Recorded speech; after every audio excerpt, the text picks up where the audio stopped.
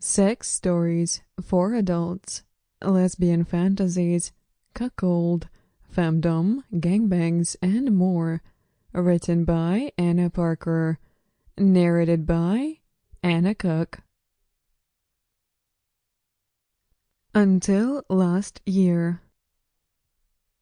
I lurched into my dorm room and sat heavily on my bed. Natty looked up from her studying and raised an eyebrow. We had only been in school for 3 weeks, but living together 24/7 we had already bonded as friends. She knew I was upset. "You back early, Sarah?" Natalie commented. "It's not even midnight. Did Jimmy get drunk?" "Yeah, but that's not why I left." She waited. "You wanted to go all the way." "Hey, it sounds juicy. I want to hear all the details." Natalie knew that I was a virgin and that I wasn't looking to change that anytime soon. Until last year I had been the high-vest girl with braces and bad skin. Then, miraculously, I grew 3 inches, which helped me shed the weight. The braces came off and my skin cleared up. Apparently, I was a head turner now. I've been told I look like Rose McGowan or Salma Hayek. Just as the boys were beginning to notice, I graduated. I had a summer fling that involved a lot of kissing and groping, but I was too afraid to take it further. I wasn't trying to hold on to my virginity for its own sake, but Jimmy and I had only been seeing each other for a week. I wasn't ready to have sex, but he was. "We were kissing and kind of fooling around," I said. "We were also drinking wine." "Hey, at least it wasn't beer." I had beer breath. He was playing with my boobs and running his hands all over me. It felt really good. I was tipsy and a bit dizzy, so we lay down. His hands were under my skirt, all over my legs and ass. The next thing I knew, panties were gone. Between the kissing and the wine, I never even felt him take them off. I pulled my panties from the pocket and tossed them in the hamper.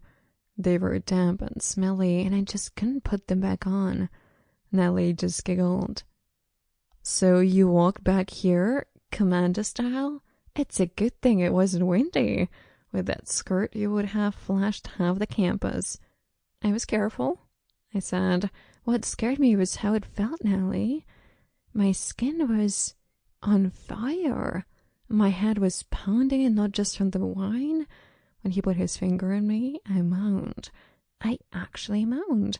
I couldn't stop him. I didn't want to stop him. God, I'm still worked up. I've never felt like that before."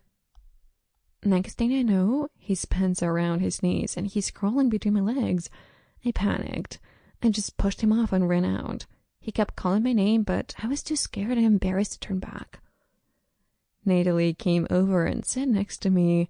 I flopped back on the bed, still feeling woozy from the alcohol, my pulse still racing from Jimmy's touch. She gently brushed a few strands of hair out of my face. I pulled my feet up onto the bed so I could lie straight, my knees bent, slightly parted and pointing to the ceiling. "God, I wanted to do it so badly, Natalie," I cried, bursting into tears, "but I'm just afraid." My body was screaming yes, but my head was saying no.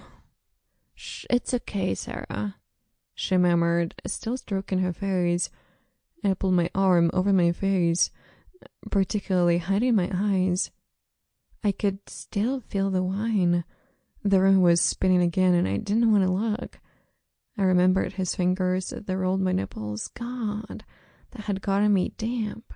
His hands under my skirt, stroking the soft, sensitive flesh of my inner thigh, inflamed my senses. Somehow they seemed softer and gentler in my mind. I let out a ragged sigh and squirmed on the bed. His hands. I could still feel his hands spreading my knees wide, caressing the backs of my thighs right up to my ass cheeks, and then moving to stroke the insides of my thighs, mere inches from my swollen, heated pussy.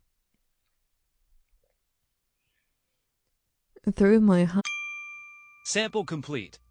Ready to continue?